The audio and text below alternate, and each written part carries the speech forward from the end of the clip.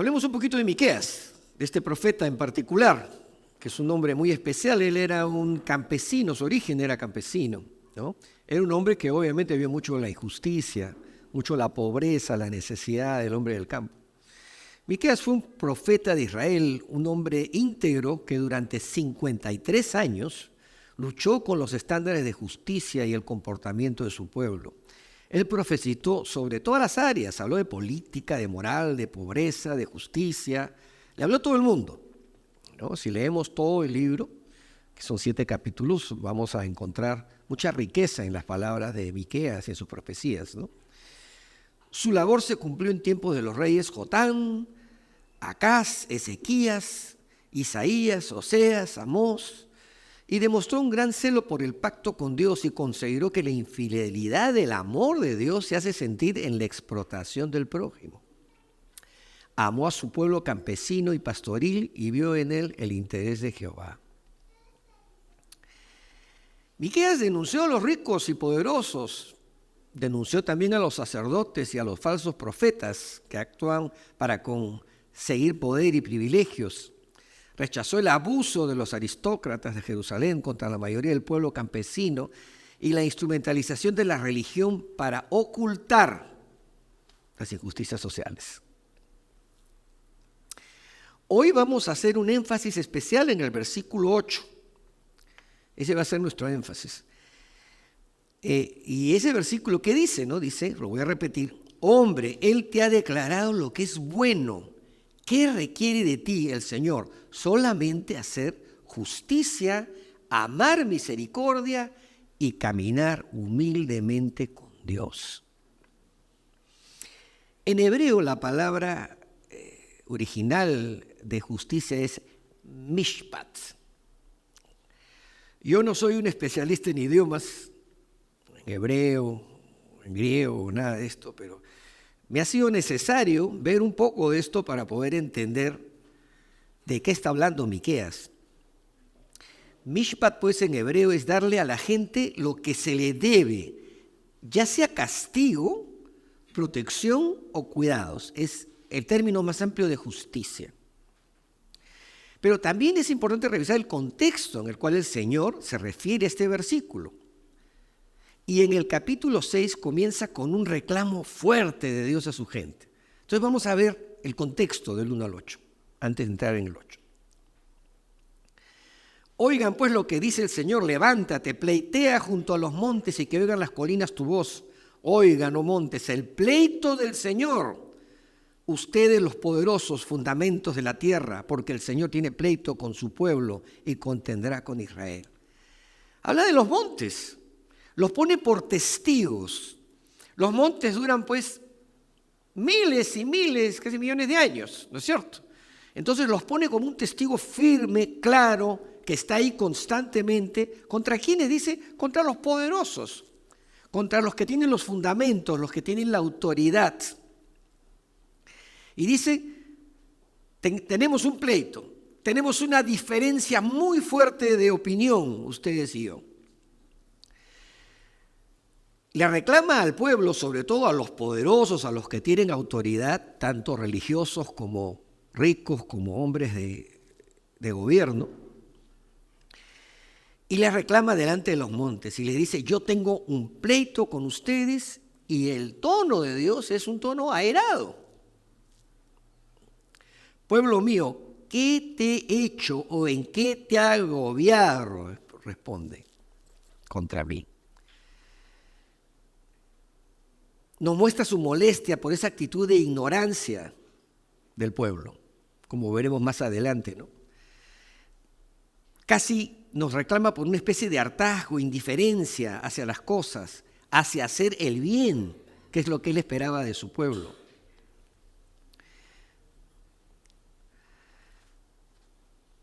La palabra de Dios dice en Gálatas 6:9: no nos cansemos pues de hacer el bien, porque a su tiempo cosecharemos si no desmayamos. Por lo tanto, mientras tengamos oportunidad, hagamos el bien a todos, y en especial a los de la familia de la fe. Gálatas 6:9, eso nos dice Pablo, para reforzar un poco lo que reclama acá Miqueas. Felizmente, en nuestra iglesia, yo no veo tanto esa actitud. yo veo una actitud más generosa, yo veo una actitud un poco de preocupación, yo veo que muchos se preocupan de hacer el bien, se preocupan de participar en las obras de generosidad de la iglesia, ¿no? Pero igual, tenemos que leerlo, ¿no? Tenemos que reconocer que a veces sí podemos caer en una especie de complacencia, en una especie de comodidad. Hay momentos en nuestras vidas como que sentimos que no pasa nada, que todo sigue igual, ¿no? Es la misma vida, estamos estudiando, estamos trabajando, estamos cuidando a nuestra familia. Y parece que todo sigue igual. Y a veces esto puede ser peligroso para nosotros. Peligroso en el sentido porque nos podemos ir volviendo indiferentes, apáticos. Sobre todo apáticos con los que están sufriendo. Sobre todo apáticos con nuestros prójimos. Y cuando hablo de nuestro prójimo, no hablo solo de los hermanos que están sentados acá, sino hablo de la gente en general, con nuestro vecino, con nuestro trabajador. Y este pueblo, nos dice Dios que está así, está cansado de Dios, yéndose tras Dios, otros dioses, si leemos los capítulos anteriores, se ha olvidado de la ley de Dios, y Dios tiene que intervenir, tiene que recordarles quiénes son y de dónde los sacó. Y a veces nosotros también nos olvidamos quiénes somos, ahora quiénes somos, y de dónde Dios nos sacó. Yo no sé de dónde te sacó Dios a ti, pero a mí me sacó del pozo profundo, del pozo de la desesperación, de la tristeza profunda, del abandono. Entonces Dios a veces tiene que jalarnos las orejas a través de una prueba o de un momento difícil, hacernos ver el dolor, el sufrimiento. El dolor y el sufrimiento, ya no tanto nuestro, sino de la injusticia que reina en este mundo. Yo no creo que ninguno de ustedes me negaría en estos momentos que en nuestro país estamos pasando un profundo deterioro de lo que es justicia. Prácticamente se ha vuelto inexistente. Estamos viendo un desorden total. Estamos viendo a los pobres sufrir más que nunca, abusados por criminales. Pero el abuso no es solo de criminales. Entonces es muy importante que entendamos estos versículos. Ellos tenían la ley, pero no la entendían. Nosotros tenemos la Biblia, pero ¿cuántos la leemos? Tenemos cursos, tenemos enseñanzas, pero ¿cuántos nos metemos a aprender algo más de Dios? A realmente ubicarnos en lo que Él quiere de nosotros. Entonces es muy importante en que entendamos bien este versículo.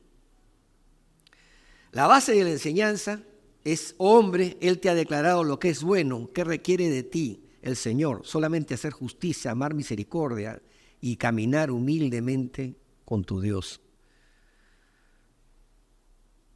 Al leer este versículo nos damos cuenta que el Señor está airado con su pueblo, porque muchas veces, aunque Dios es bueno y amoroso, nos perdona muchas veces, ¿sí? Pero nos tiene que recordar lo que quiere, porque dice lo que Él requiere de ti.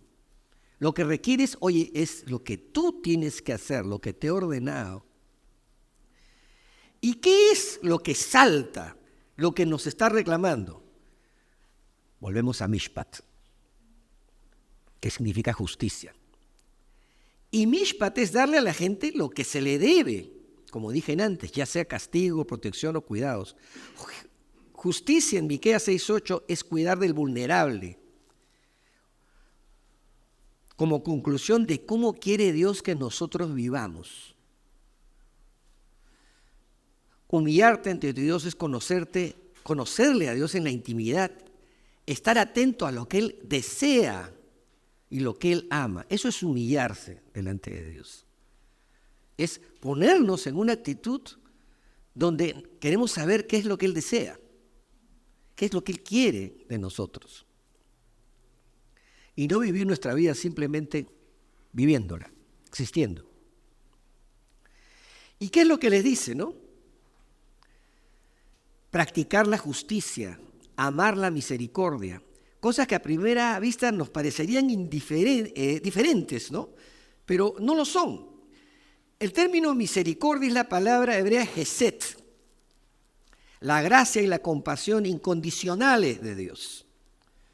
O sea, este término de justicia acá, en este contexto, nos habla de gracia, de compasión incondicional. Mishpat pone énfasis en la acción, en la justicia, pero Hesed pone un énfasis en la actitud detrás de esa acción. O sea, sí, dice hacer justicia, pero Hesed nos dice, bueno, ¿y cuál es tu actitud en cuanto a esa justicia que tienes que hacer? Para caminar con Dios, tenemos que hacer justicia, pero tenemos que hacer justicia con amor. Dios es un Dios misericordioso.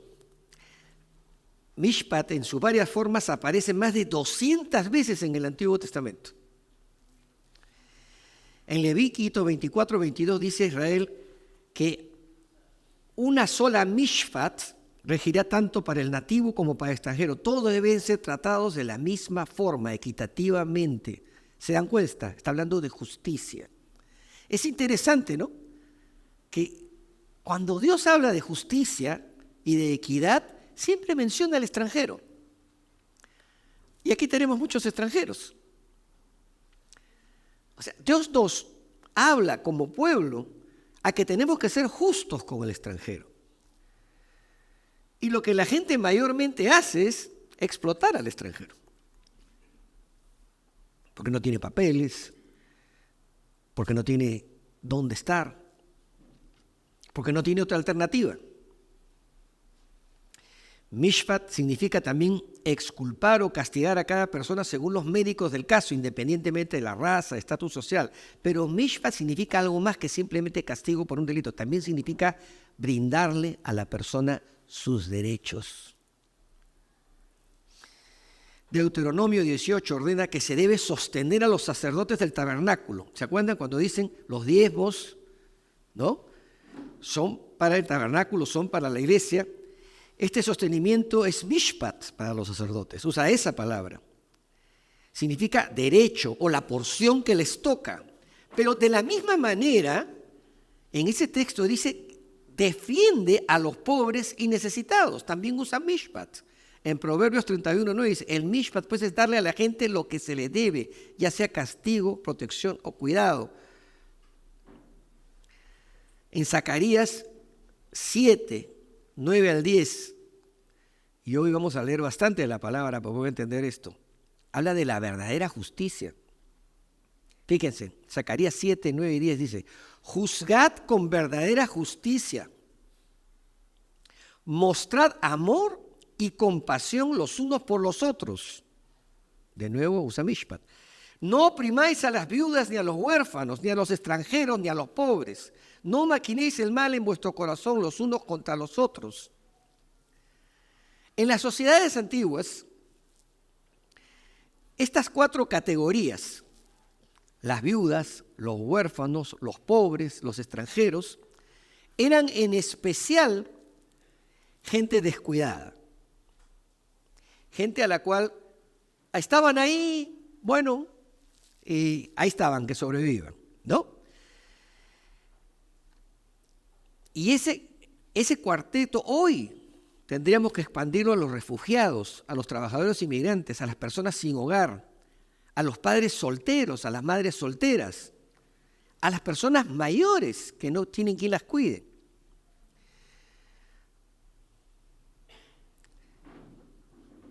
Cualquier indiferencia a las necesidades de los miembros de este cuarteto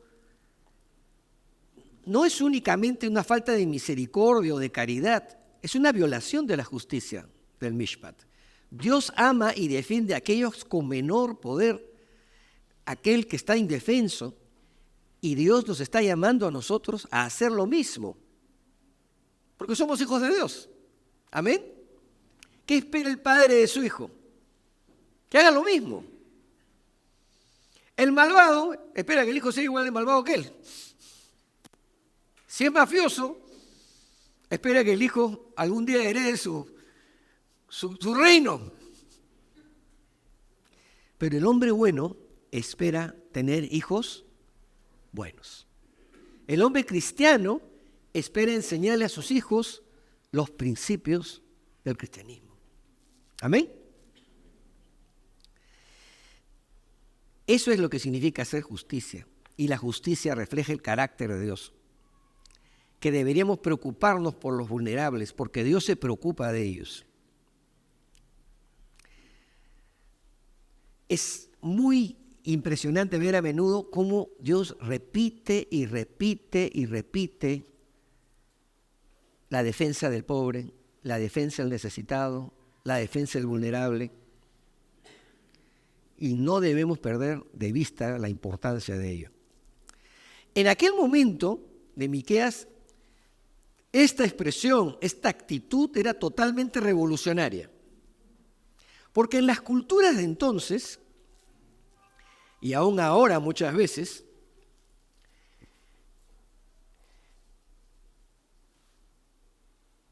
en todas las culturas antiguas del mundo, el poder de los dioses se canalizaba y se identificaba con las élites de la sociedad, con los reyes, con los sacerdotes, con los capitanes, con los militares, no con los parias.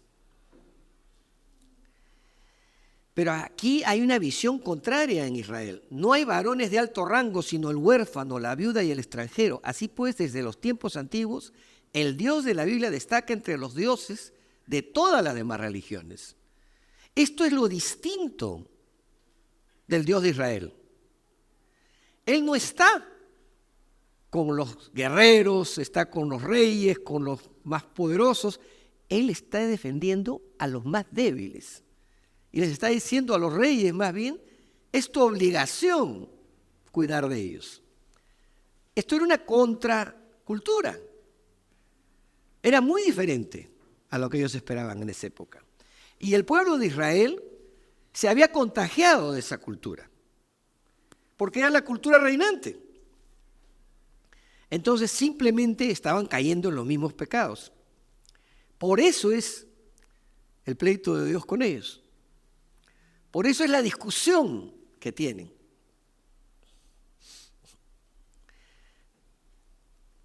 Ahora, ¿a la gente rica también se le puede tratar injustamente? Sí, claro. ¿A la gente acomodada se le puede tratar injustamente? Sí, también. También.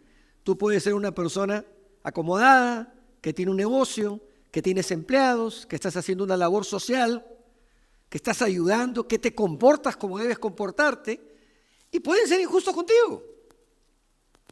Puedes tener competidores desleales, puedes tener gente que está haciéndote daño, puedes tener empleados desleales y ladrones. Pero Dios le da una importancia especial al desvalido. ¿Por qué? Porque el que tiene medios tiene cómo defenderse. Dios le ha dado los medios y dentro de esos medios le da cómo defenderse. Le da cómo contratar abogados. Le da cómo discutir igual a igual con alguien que lo está perturbando o con alguien que les está haciendo daño. Les da gremios para poder defenderse. Pero a los pobres, ¿quién los defiende? Pero a los que sufren, ¿quién los defiende? Y acá está el reclamo. La justicia, hermanos, también es tener relaciones correctas. Debemos tener una fuerte preocupación por los pobres, pero hay algo más que eso en la idea de la justicia, en la idea bíblica de la justicia. Se ve claro cuando tomas en cuenta una palabra que estaba estudiando en el comentario que decía sadeká, que significa ser justo o ser recto. ¿No? Y a veces nos confundimos con qué significa ser justo o ser recto. Hay un experto en la Biblia que se llama Alec Motyer. y él define rectitud como aquellos rectos con Dios y por lo tanto comprometidos a enderezar el resto de las relaciones de su vida.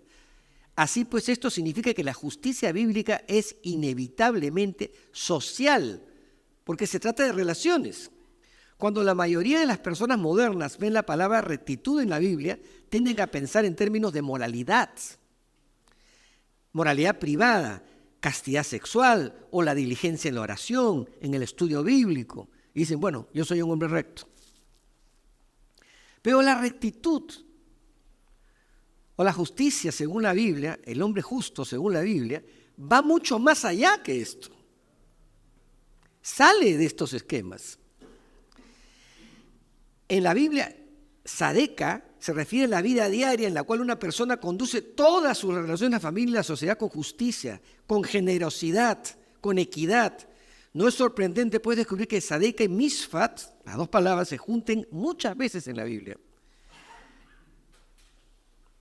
La justicia o tzedekah es una conducta que si fuera prevalente en el mundo haría innecesaria la justicia rectificadora. Miren, si todos, imagínense un país o un grupo de seres humanos que todos se comportan en forma justa, ¿sería necesario el castigo? ¿Serían necesarias las cárceles? No sería necesario, ¿no? Todo se arreglaría simplemente con buena voluntad. Es interesante, ¿no?, que los abogados tienen un término que le llaman buena fe, ¿no?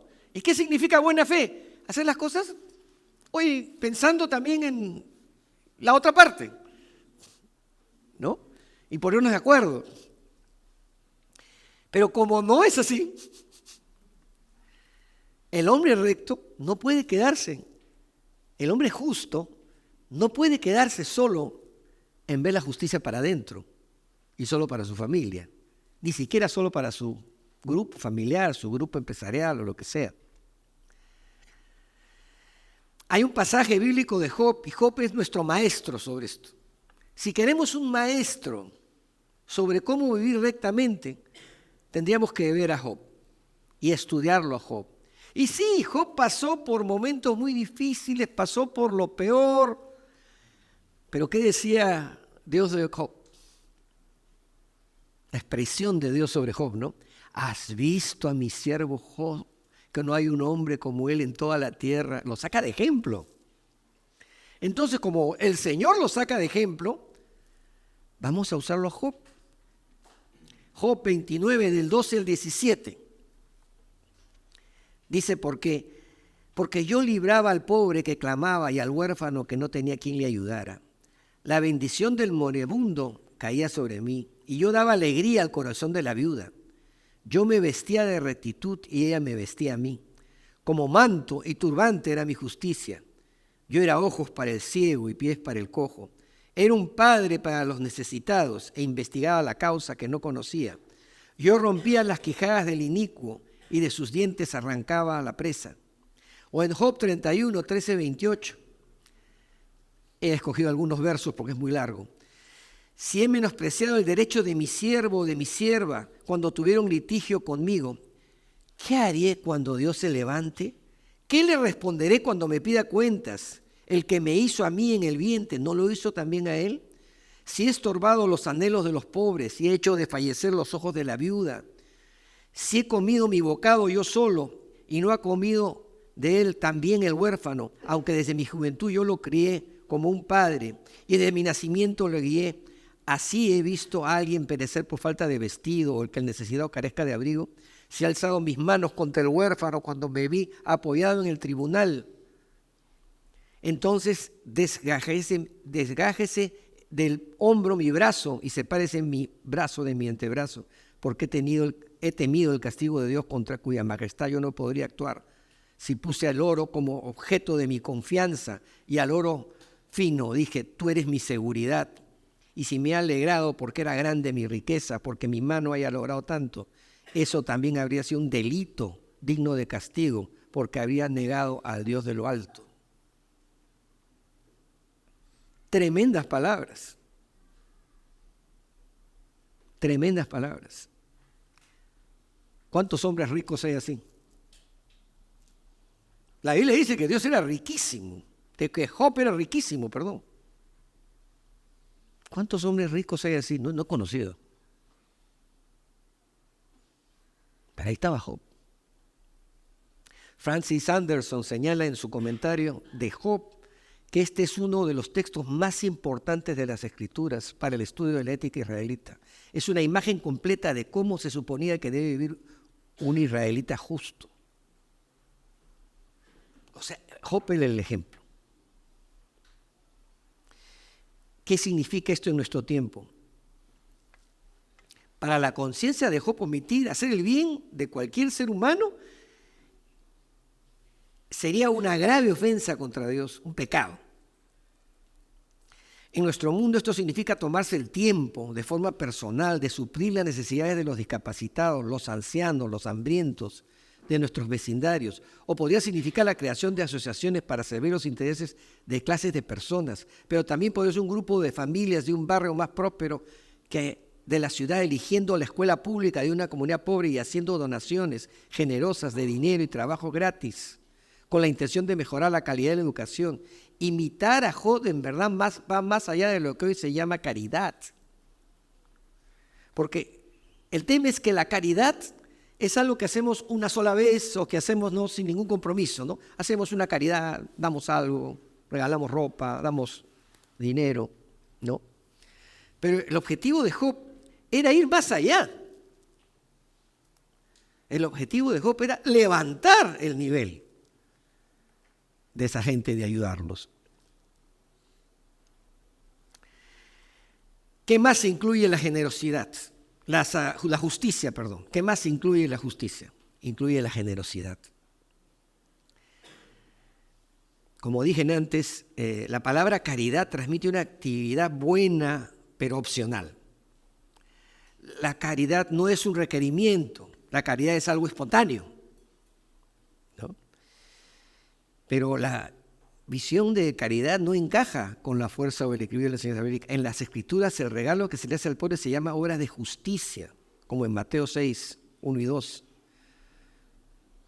Entonces, no dar generosamente no es que sea ser tacaño, sino injusto y una violación de la ley de Dios. Por increíble que parezca, Job está afirmando que es un pecado contra Dios pensar que nuestros bienes y pertenencias son estrictamente nuestras. No compartir tu pan y tus bienes con los pobres sería injusto, un pecado contra Dios y por lo tanto por definición una violación de la justicia de Dios. Job no utiliza su posición económica para explotar a la gente que está en una posición financiera más débil. La implicación de todo esto es que si no compartes activa y generosamente tus recursos con los hombres, eres un ladrón, porque no estás viviendo justamente. Porque al final, hermanos, todo lo que tú tienes, te lo dio Dios. Y todo lo que tú tienes, al final, es de Él. Tu casa, tus bienes, tu dinero, tus hijos, tú mismo. Tienes una argollita acá. No como usan los hippies de hoy, pero aquí hay una argollita acá. No digo hippies, ya hable mal. Bueno, los chicos usan, ¿no? Estas argollitas. Estoy remontándome al pasado. Cuando éramos hippies, amor, ¿te acuerdas? Tú eres un esclavo. Lo que pasa es que eres un esclavo que es tratado. Tú eres el esclavo, pero Dios no te trata como esclavo, te trata como hijo. Porque has sido comprado. Entonces, si tú has sido comprado, si todo te lo ha dado el Señor, ¿qué es lo que te corresponde? Compartirlo. Compartirlo.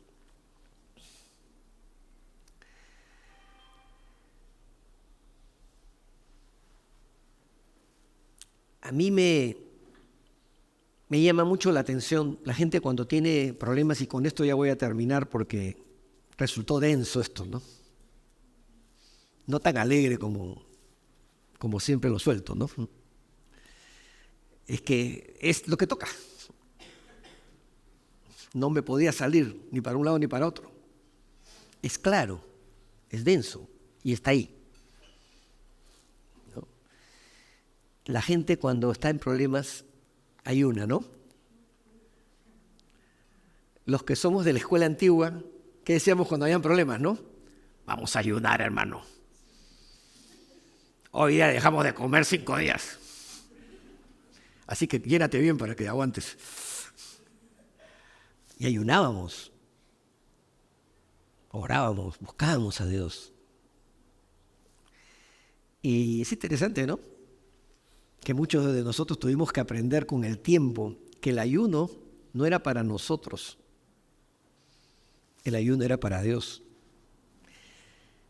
Dice la Biblia, no es el ayuno que he escogido, no es más bien romper las cadenas de injusticia y desatar las correas del yugo, poner en libertad a los oprimidos y romper toda atadura. ¿No es acaso el ayuno compartir tu pan con el hambriento y dar refugio a los pobres sin techo, vestir al desnudo y no dejar de lado a tus semejantes?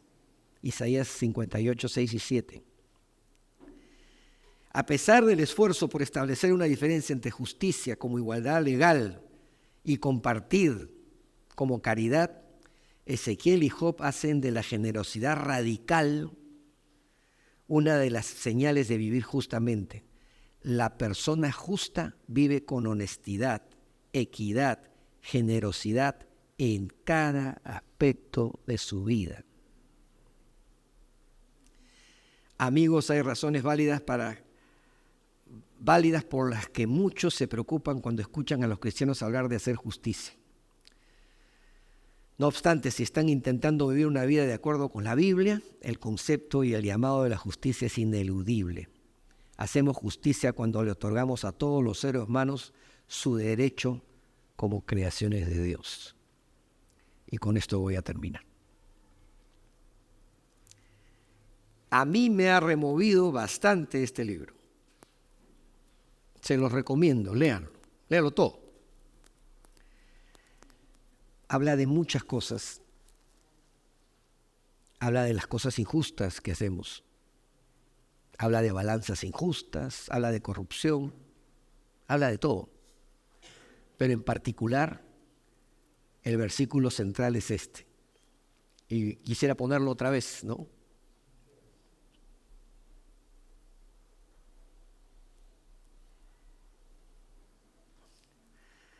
Hombre, Él te ha declarado lo que es bueno. ¿Qué requiere de ti el Señor? Solamente hacer justicia, amar misericordia y caminar humildemente con tu Dios. Eso es lo que Dios requiere de nosotros.